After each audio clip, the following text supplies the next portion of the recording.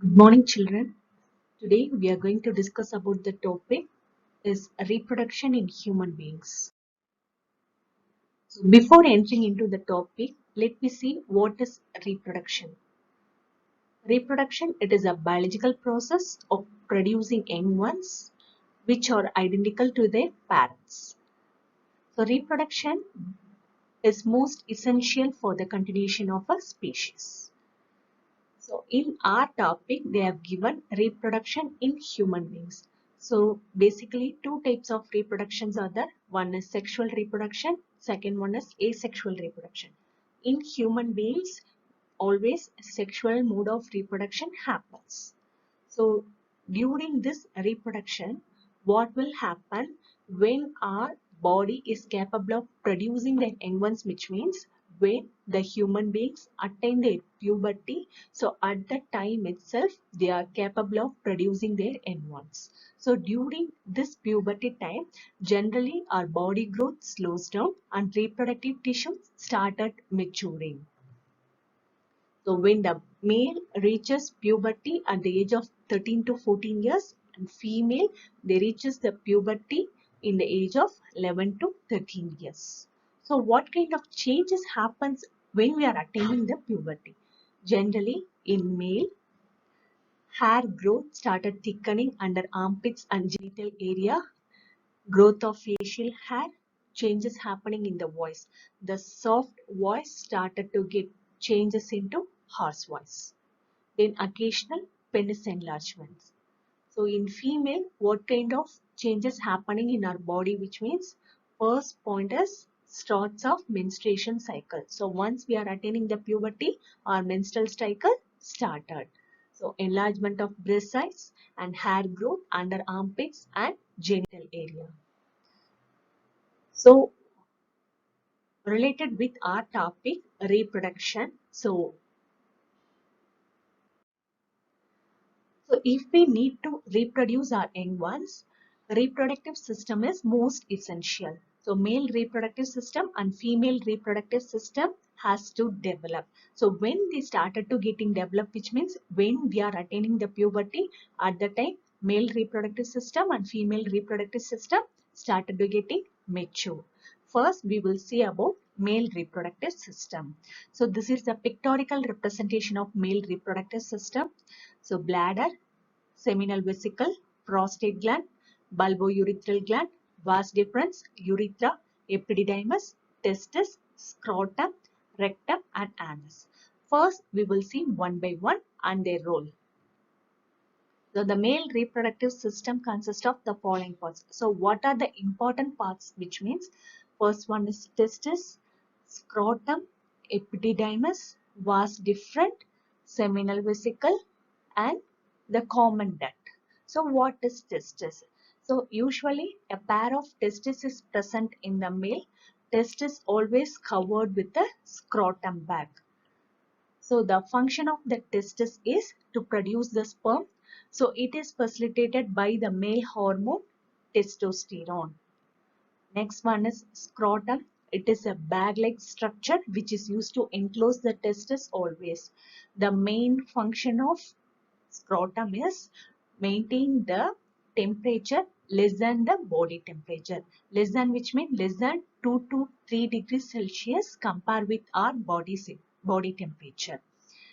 So why it needs to maintain the temperature of the testis, which means testis, it requires generally less than 2 to 3 degrees Celsius than the body temperature in order to produce the sperm. So what is spermatogenesis, which means the process of production of sperm, that is called spermatogenesis. Next one is epididymis. It is the area where the sperm is going to store temporarily. Next one is vas deferens. It is the duct which used to carry the sperm. Seminal vesicle, the most important one. It is a gland which is used to secrete the seminal fluid. What is the role of this seminal fluid? Which means it gives mobility to the sperm and also it is used to give, it is used to provide nutrient for the sperm. Sperm, when it mixes with the seminal fluid, it is called as semen. So common duct, it is a common area which is present from the urethra and vas deferens, with this common duct which is helpful for pass the urine and also the semen. So what is sperm? It is a tiny particles. It consists of genetic material and a long tail which helps them to move towards the female germ cells. So now we are going to see about a female reproductive system. A female reproductive system consists of the following parts. One is fallopian tube. Next one is ovary, uterus, cervix and vagina. Let me see one by one about their role. First one is ovary.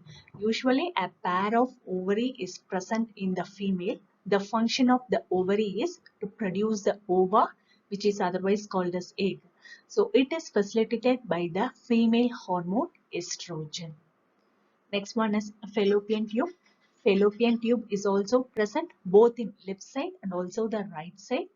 This is the tube where the matured egg has been stored. Uterus, it is a sac-like structure. It is used to carry the embryo and the fetus is going to grow inside the uterus. Cervix. Cervix, it is a cap-like structure, and vagina, it is the outermost part of the female reproductive system. So through the vagina and cervix only, the sperm can enter from the male reproductive area to female reproductive area. So up to that we discussed about male and female reproductive system, sperm and egg. Here we are going to discuss about fertilizations. So what is fertilization? So the process of fusion of sperm and egg, it is called as fertilization. So let me see one by one. First one is ovulation. Ovulation, which means release out of ovum from the ovary inside the fallopian tube. This process is called as ovulation. So ovulation usually occur 11 to 13 days of menstrual cycles. Once we attain the puberty, at the time itself, the ovulation process started happening inside the female body. So what is copulation? Copulation is nothing but it is sexual intercourse. The sperm from the male is injected into the female vaginal tract. So while it is injected through the female vaginal tract, million of sperm can enter inside. In that million of sperm, only one sperm is capable of fusing with the egg. What happened to the others? The other sperm started getting degenerated.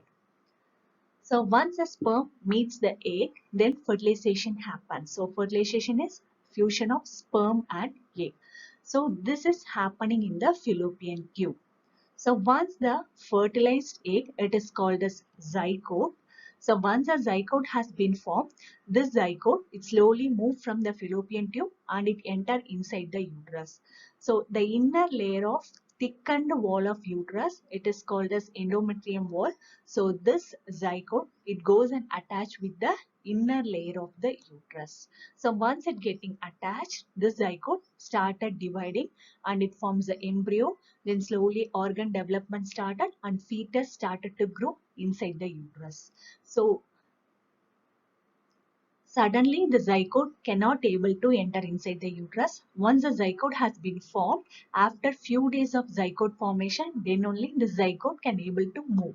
How long it will take? It may take 8 to 10 days after the formation of zygote. Next one is gestational period. So gestational period, which means it is a period, the development of complete zygote and it turned to grown fetus. This is called as gestational period. So this gestational period will vary between animals. Human, it will take 9 months. Parturition. Parturition, which means expelling a full grown baby from mother's body. It is called as parturition. So here we have discussed about the fertilization process. So what happens if the egg has not been fertilized? Once the egg has been fertilized, then zygote has been formed. Afterwards, embryo will be developed. From that embryo, a complete fetus will be grown and it comes out from the female uterus. So what happens if the egg has not met the sperm and if the egg is not fertilized. So if the egg is not fertilized, it lives inside the fallopian tube for about only 1 day. What will happen if the egg is not fertilized? So if the egg is not fertilized, the egg started moving out from the fallopian tube. Along with the unfertilized egg, the inner lining of endometrium will also slowly break down and it comes as blood and mucus. It is called as menstruation. Menstruation usually happens 2 to 8 days. 8 days. Okay, friends, I hope you all understood about this topic very well. If you have any doubt or clarification, personally you call me or you inbox me, I'll clarify your doubts. Thank you.